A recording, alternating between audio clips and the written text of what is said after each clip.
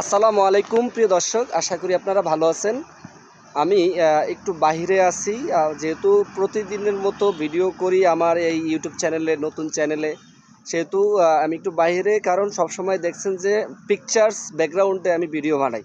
তো যেটা বলতে চেয়েছিলাম সেটা হচ্ছে আর্জেন্টিনা স্পেনে যেই ম্যাচটি হয়েছে গত 1 মাস আগে, আজ 1 মাস 1 দিন হয়েছে অলরেডি। এরকম করতে করতে টাইম কাউন্ট হবে, কিন্তু এর বিচার এবং বিশ্লেষণ সব কিছুই কিন্তু উদ্ঘাটন হবে, সব কিছু এক্সপোজ হবে পাবলিকদের মাঝে, যারা স্পোর্টস দেখে। ভাই দেখুন, চারটিখানি কথা না যে সকল খেলা যে ক্রস আপ করে, সকল খেলা ক্রস আপ করে আর্জেন্টিনা এই পর্যন্ত এসেছে এবং কোনো ম্যাচ হারে নেই। ফাইনাল ম্যাচে আর্জেন্টিনা হারতে হবে, ভাই হারতে হবে, সেটাই স্বাভাবিক। খেলার ভিতরে হার জিত আসি, কিন্তু এরকম গোহারা হারা এটা নিয়ে আস্তে আস্তে সব কিছু এক্সপোজ হচ্ছে। এবং আমরা যতটুকু জানতে পেরেছি, আসলে ওই দিন ড্রেসিং রুমে হচ্ছেটা কী রে ভাই? লিওনেল মেসি কি করেছিল? কেনই বা প্লেয়ারদেরকে থামিয়ে দিয়েছে? এই তোমরা আম, আহ, খেলার দিকে মনোযোগী হও, তোমরা শান্ত হও।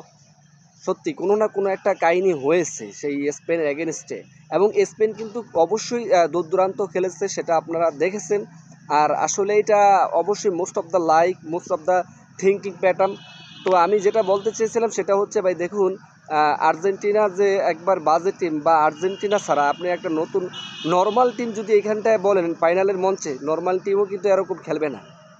তো প্র্যাকটিস অথবা খুবই খুবই বাজেভাবে হেরেছে, এবং সেই দিন অনেক বল পেয়েছে আর্জেন্টিনা। সেই লিওনেল মেসি সেই গোলটিও দিতে পারতো, এবং তারা ওয়ান টার্গেটই একবার জিরো ছিল। কি একটা অবস্থা ছিল! আসলে আমার এখনও মনে পড়তে আছে, এখন এই মুহূর্তে আর্জেন্টিনার জার্সিতে ফোরেস্টার থাকতে পারতো, আমার সেটা অপিনিয়ন থেকে।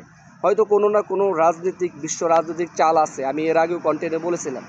সুতরাং আর্জেন্টিনা অবশ্যই খেলবে, কিন্তু লিওনেল মেসির মতো অথবা আরও অন্যান্য তারকাদের মতো আর তারকারা দেখতে পাবেন না আর্জেন্টিনার স্কোয়াডে। অবশ্যই অবশ্যই শুভকামনা থাকবে, এবং এই সব কিছু আস্তে আস্তে উদ্ঘাটন হচ্ছে, সেহেতু আপনাদেরকে দেখানোর চেষ্টা করব ইন ফিউচারে। That's all. আর আমি একটু বাহিরে বেরোয়েছি, অবশ্যই আপনারা কমেন্টসে জানিয়ে দেন পিকচারটা বা ব্যাকগ্রাউন্ডটা কীরকম।